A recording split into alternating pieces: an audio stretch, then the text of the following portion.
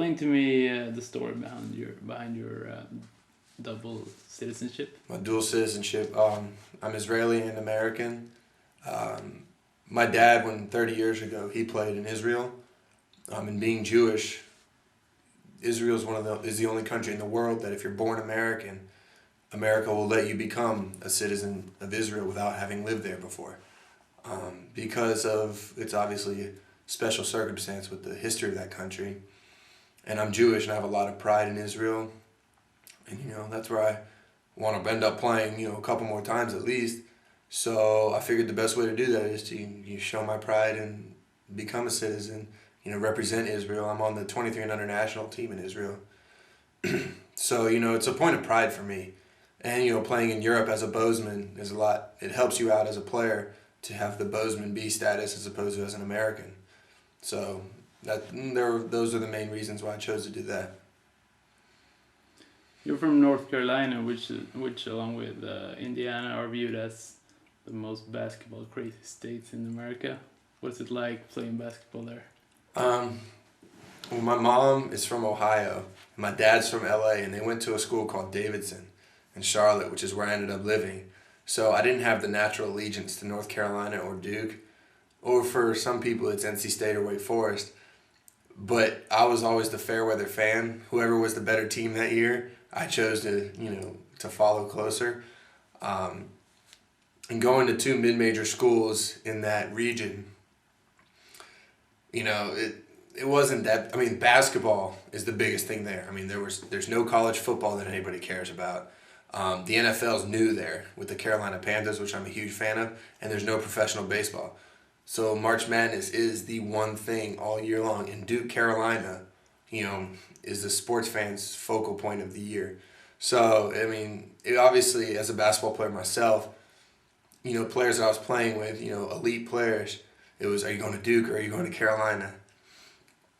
So it's always, a point of debate among my friends because a lot of them had parents that either went to Duke or went to Carolina or went to State. So it's huge there. Yeah, it's, the biggest thing there. And it's high quality too. So, the Duke Carolina, it's not just a North Carolina thing. It's the whole country watches that game. So it's pretty cool. It's definitely. So you decided to go to South Carolina and college at Charleston. Yeah, coming out of high school. I mean, down there, they're two different states, but it's known as the Carolinas. I live 10 minutes from the South Carolina border. It's just as close for me to go down to College of Charleston as it is to go to like Wake Forest or something like that. It's 3 hours drive. So it wasn't that big of a deal. Plus at the time, College of Charleston was a top 25 team. So, I wasn't able to go to North Carolina or Duke. And some could argue that College of Charleston was the next best team in the area.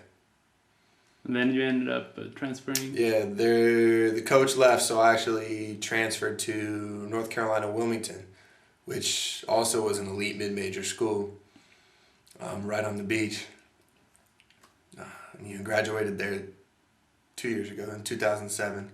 Well, last spring. Now I find myself here in Sweden. You spent last year playing in Israel. Yes. You want to compare the league there to, I don't know, it's difficult for you to compare it to the Swedish, but set it in a perspective for me.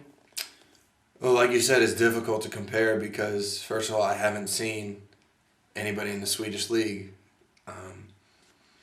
It is a very high-level league, the first division in Israel, but you also have, it's different because we had 7 Americans on our team and then 3 Israeli Americans. So we had 10 people from America on my team.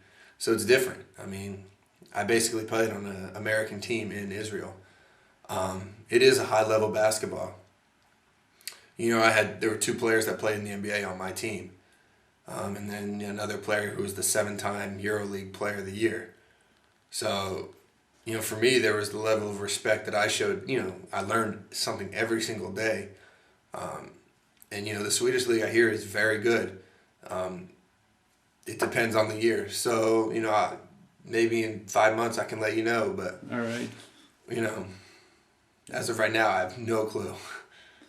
What are you like as a player? I've heard rumors that you already knocked some teeth out in practice? Well, that that wasn't on purpose. Obviously, that was actually drove, and when I pump faked and went up, I hit the elbow of my teammate, or I hit my teammate in the chin with my elbow, and it chipped one of his tooth. I don't know. I find myself being a very aggressive rebounder. I feel I'm a pretty good jump shooter, and I like to. I find myself being a great team player in that I love passing. I love getting assists. Setting screens and popping so that either they can make the layup or I can hit the jump shot if they get doubled. There's no one thing I think that defines me as a player other than selfless. I feel like I do things to help my teammates win. I'll guard whoever coach wants me to guard. The rebound, screens, passing, whatever takes to win. So. All right, sounds good.